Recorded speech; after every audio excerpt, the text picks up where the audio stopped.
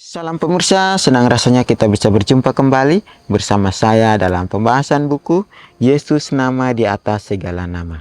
Buku ini ditulis oleh Nyonya Ellen G. White yang dalam tulisan lain, Yesus adalah Alfa dan Omega, pencipta langit dan bumi, pemberi setiap pemberian yang baik dan sempurna, dan pemikul beban besar kita. Kepada mereka yang hancur oleh dosa, Dia menawarkan juru selamat yang sempurna, perantara yang agung, perantara yang maha kuasa, dan kapten keselamatan kita. Ini adalah ajakan untuk masing-masing kita, biarlah kita selalu mempunyai komitmen untuk datang kepada Tuhan dan menyerahkan kehidupan kita kepada Tuhan, dan biarlah dengan kesempatan yang ada pada kita, biarlah kita selalu pakai itu untuk memilih jalan-jalan yang benar, memilih jalan-jalan yang menurut akan perkataan Kristus. Kita akan masuk dalam pembahasannya dengan judul Lambang. Ayat intinya terdapat dalam Yohanes 1 ayat 29. Lihatlah anak domba Allah yang menghapus dosa dunia. Jika pengikut Kristus mau percaya firman-Nya dan mempraktikannya, tidak ada ilmu dalam dunia ini yang tidak dapat dipahami dan dihargainya. Tidak ada yang lain kecuali kemauan itu yang memberikan cara untuk menyampaikan kebenaran kepada orang lain.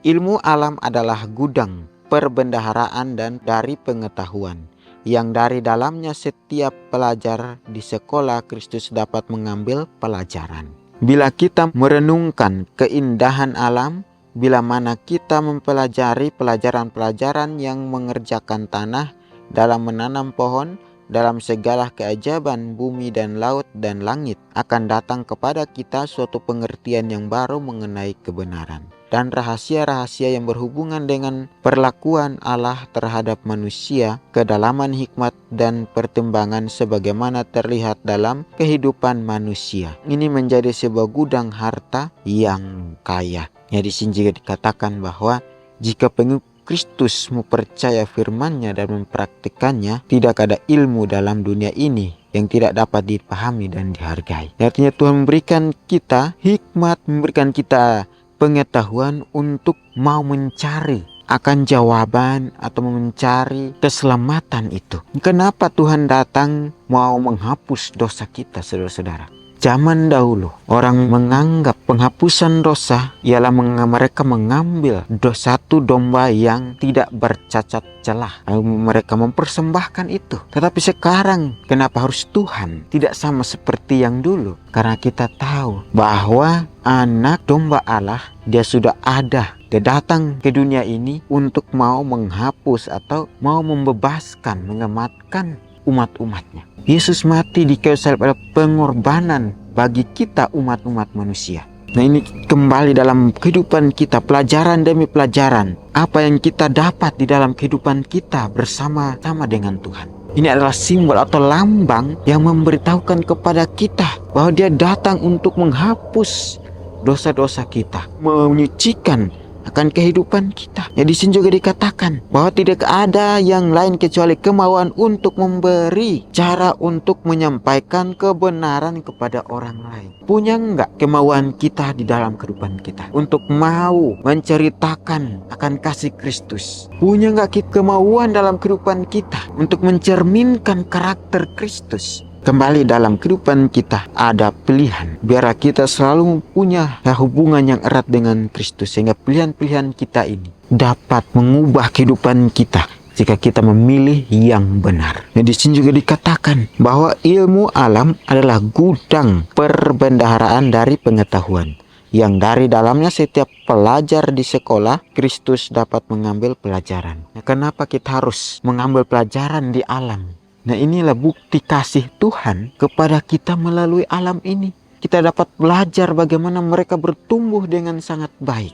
Yang waktu kecil mereka dihimpit oleh rumput-rumput, sehingga mereka dapat bertumbuh pun susah. Akhirnya dibersihkan terus. Dibersihkan, disiram, akhirnya mereka dapat bertumbuh. Nah, begitu pun juga kita, saudara-saudara. Mungkin ada yang membuat kita rasa yang tidak mau datang kepada Tuhan. Maukah kita membersihkannya itu? Sehingga di waktu kita mendapatkan janji Tuhan itu, kita tidak lagi yang namanya kita melakukan dosa. Jika kita mau mengikuti akan pelajaran yang diberikan kepada kita atau hikmat yang diberikan kepada kita, maka kita akan melihat, ya, di sini juga dikatakan bahwa bila kita merenungkan keindahan alam, bila mana kita mempelajari pelajaran-pelajaran dalam mengerjakan tanah, dalam menanam pohon, dalam segala keajaiban bumi dan laut dan langit, akan datang kepada kita suatu pengertian yang baru mengenai kebenaran. Dan rahasia-rahasia yang berhubungan dengan perlakuan Allah terhadap manusia, kedalaman hikmat dan sebagaimana terlihat dalam kehidupan manusia. Ini menjadi sebuah gudang harta yang kaya. Jika kita mau untuk melakukan itu dalam kehidupan kita, kita belajar dari apa yang sudah ada di sekitar kita. Kita melihat juga, kita belajar dari Kristus. Jadi sini katakan bahwa sebuah gudang harta yang kaya. Jika kita mau mempelajari, kita mau belajar untuk merendahkan hati kita, untuk terus semangat lagi. Ketika Tuhan dia datang untuk menghapus dosa-dosa kita, banyak yang dia hadapi dalam kehidupannya, tetapi dia terus melakukan itu. Karena dia sayang kepada kita. Ya, salib adalah lambang bagi kita. Pengorbanan Yesus adalah lambang bagi kita. Sehingga kita terus mau berharap, bersandar kepada Tuhan kita. Tidak semua orang yang mau belajar. Tidak semua orang yang mau menerima Kristus. Walaupun Kristus sudah menanggung dosa-dosa kita. Biar kita yang sudah menjadi pengikut Kristus, kita selalu datang kepada Tuhan. Biar kita selalu mempunyai komitmen kita untuk terus melakukan kehendak Tuhan kita. Yesus juga dikatakan bahwa tetapi di dalam firman yang tertulis itulah pengetahuan mengenai Allah yang sangat jelas dinyatakan kepada manusia berdosa. Inilah gudang harta kekayaan Kristus yang tidak terselidiki. Sangat luar biasa. Gudang harta yang tidak terselidiki. Inilah satu janji bagi kita. Kembali dalam kehidupan kita lagi. Dalam pribadi kita masing-masing. Untuk terus mau percaya kepada Tuhan. Ya, tadi saya katakan bahwa di zaman dahulu, orang-orang percaya, orang-orang yang sudah melakukan kesalahan atau dosa, mereka mengambil sebuah domba untuk mereka sembelih, untuk mereka persembahkan. Tetapi sekarang tidak seperti itu lagi. Karena Tuhan, anak domba Allah yang hidup itu dari surga,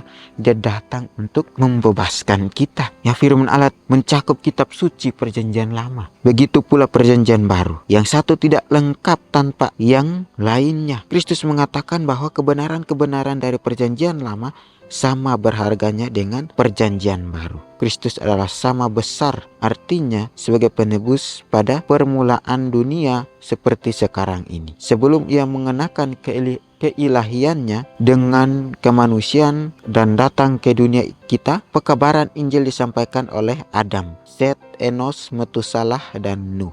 Abram di Kanaan dan Lot di Sodom membawa pekabaran, dan dari generasi pada generasi para juru kabar yang setia memberitakan kedatangan Tuhan.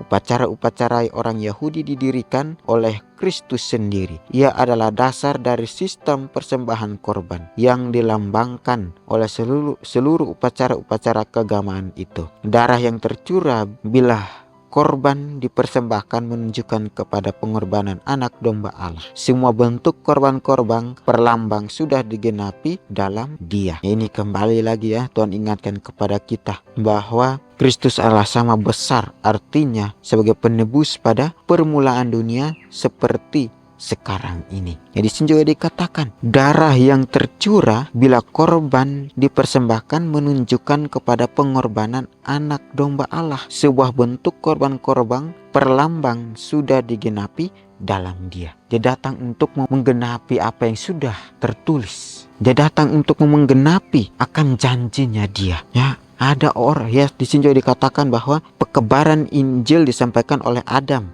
Set, Enos, Metusalah, Nuh, Abram, dan Lot. Yang mereka setia terus melakukan itu setiap harinya. Mereka memberitakan kebenaran. Nah, di sini juga dikatakan Kristus sebagaimana dinyatakan kepada para bapa zaman dulu, sebagaimana dilambangkan dalam upacara pengorbanan, sebagaimana digambarkan dalam hukum, dan sebagaimana dinyatakan oleh para nabi adalah kekayaan dari perjanjian lama. Kristus dalam hidupnya, kematiannya, dan kebangkitannya. Kristus sebagaimana dinyatakan oleh Roh Kudus adalah harta dari perjanjian baru. Juru selamat kita, sinar cahaya dari kemuliaan Bapa, adalah kedua-duanya yang lama dan yang baru. Renungkan lebih dalam, apakah saya lebih tertarik pada Yesus dalam perjanjian baru daripada Yesus yang dibuatkan dalam perjanjian lama? Bagaimana saya dapat menghargai perlambangan agung dari perjanjian lama dengan lebih baik? Ya, ini pertanyaan yang sangat luar biasa. Apakah saya lebih tertarik pada Yesus dalam perjanjian baru daripada Yesus yang dimuat dalam perjanjian lama? Ya, tadi sini sudah dijelaskan bahwa Kristus mengatakan bahwa kebenaran-kebenaran dari perjanjian lama sama berharganya dengan perjanjian